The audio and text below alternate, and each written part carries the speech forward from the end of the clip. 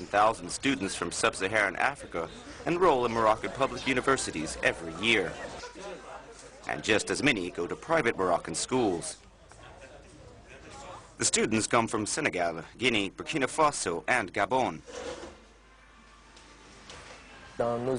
In our universities, there are often administrative problems, and strikes, and overcrowded classes. There is also the problem of corruption. These students who chose to study in Morocco don't get the level of education they would in Europe, but it's a better level than what they have. Many students are opting to study in Moroccan private schools because they have more and more agreements with French universities that enable them to obtain a double diploma or a master's degree from abroad. So many parents, when they see that, feel that it's better to send their children here to Morocco where it's less expensive and where it's possible to study as if they were in France. However, you still have to pay in Morocco, and the end of the month is tight for many students that don't have a grant. For example, just to pay rent in the neighborhood is often more than 1,000 dirhams, 90 euros. Some students also find it difficult to integrate Moroccan society. Balde has been in Morocco for 5 years. He is pleased with the level of education he is receiving, but is not so happy with the social environment. There's prejudice and things like that. Every time they see us, they snub us. I've been in a more or less defensive mindset. Balde is in his last year of his master's degree and is dreaming about his future. If I manage to pursue my studies and continue, it would be to do a doctorate and return to my country afterwards, because honestly, we have a moral debt to our country. We got a grant and everything. Many African students like Balde plan to return to their countries of origin in the future.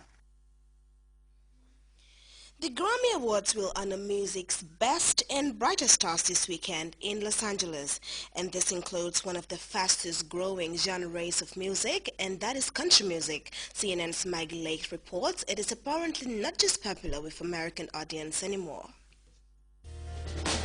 Home is where my heart is still beating. North Carolina's Parmalee are far from home, in the heart of New York City, hoping to hit it big with their new single, Carolina. She feels like Carolina, looks like California, shining like those New York lights on Broadway. Their goal at Sirius Satellite Radio, to tap into the surging popularity of country music nationwide. There's back roads everywhere, and those people like country. You know? And that is true even in the big city. It may surprise you, but New York is now the single biggest market for country music sales. After a 17-year hiatus, the city just got a brand new country music radio station, and just last month, country star Jason Aldean sold out Madison Square Garden right behind me in just 10 minutes. Across the U.S., country music album sales rose over 4% last year, beating out rap and rock. Artists like Taylor Swift are enjoying major crossover success, with songs like We Are Never Getting Back Together. And that is fueling interest overseas. From the USA to the UK, country to country. The two-day Country to Country Festival hits London's O2 Arena next month. Rockin' Country Thunder 106. For country radio veterans, these are boom times. You have the exciting new music for adults coming right out of country music. You know, these songs relate to people. They're meaningful lyrics that everybody can understand and get into. Is it easier to break through and make it big if you're in country, or if you can appeal to a country audience? Is that an easier path to success now? There was a time, and I think that's true, not anymore. The competition is ferocious. 'Cause I'm already calling you mine. But Parmalee is clearly up for the challenge. They've already fought hard to get here. We've all had our fair share of day jobs before we were able to do this. 2 lumberjacks. We used to be loggers. Construction worker. Yeah. Yes. And I was a repo man. So this beats that, right? Yeah. So far away. The kind of life experience and storytelling at the heart of country music success. So far away. Maggie Lake, CNN, New York. Well, we now take our second break.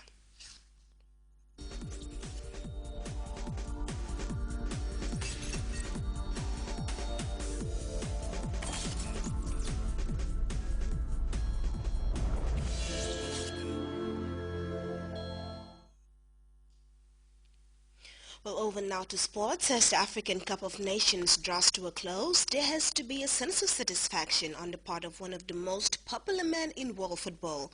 Issa Hayatou has been president of the Confederation of African Football since 1987. Not one to go before lights and cameras too often. He did sit down for an exclusive interview in Johannesburg with CNN's Alex Thomas. Vous savez, c'est une compétition qui a créé beaucoup de surprises. You know, it's a competition that's created a lot of surprises. If I'm honest, Nigeria is a big football team, but Burkina Faso never reached that level before. So although it's a surprise, it's a good surprise, because Burkina and Nigeria have produced a good quality of football, and that's been satisfying to see. And if they show us in the final what we saw in the quarterfinals and the semifinals, then it will be a very beautiful final that the whole world will enjoy. As president of CAF, what's your verdict on how well this tournament has been organized? The challenge was to have a successful Africa Cup of Nations, because some people thought we couldn't succeed because South Africa isn't at the top of the sport at the moment. But the organizing committee showed a lot of effort and did everything to ensure that this competition would go well. Of course, all the stadiums are not full, unlike what happened at the World Cup. But for an Africa Cup of Nations, I think we've had a record attendance level. We have sold just over 750,000 tickets, which is a very good result. Could the country host an Olympic Games, in your opinion? L'Afrique du Sud est capable d'organiser les Jeux Olympiques. South Africa can definitely organize the Olympic Games. The Olympic Games is infrastructure, hotels, telecommunications, transport. I don't know if there are 10 countries in Europe that can be better than South Africa in that respect. But there are other countries in Africa that can organize an Olympic Games, like Morocco, Egypt, Algeria. I could also include Nigeria. All those countries could organize it. But there is a prejudice. They say, oh, it's Africa. They can't organize it. Well, from that exclusive interview, a reminder of our top stories before we go. Members of the Bundung Home Red Cross Link have received an assortment of first aid materials from their counterparts in the United Kingdom. Another Gambian writer has launched a book which spells out the significant developments achieved under President Jammeh's leadership. Clashes between regular Malian soldiers and members of the elite Red Beret in the heavily fortified Dukoroni camp have left at least 2 people dead. And stars in the music industry are gearing up for the Grammy Awards in Los Angeles, with one particular genre of music gaining prominence among the audience. Well, that seems to be all in this edition of the news. Thanks for your time and have a pleasant weekend.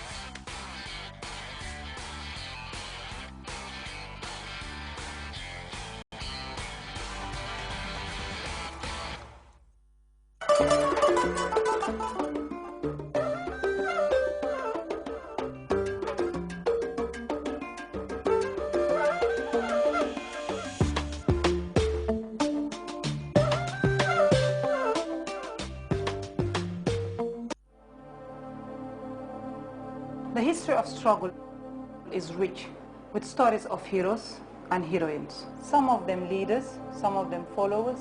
All of them deserve to be remembered. My name is Aminata Jallow. I grew up in Banjul. I only started selling fruits. I used to go and help my mom to sell in the evening. I did it until my Form 4. After graduation, I was issued a part-time job. I wanted to be a secretary. It went up to an extent that I was not learning anything new. I decided to leave. I was offered a job by AfriSam. They also changed my life. I was employed as an assistant manager. In a period of 1 year, I was promoted to a manager. And then I was given a target of 25,000.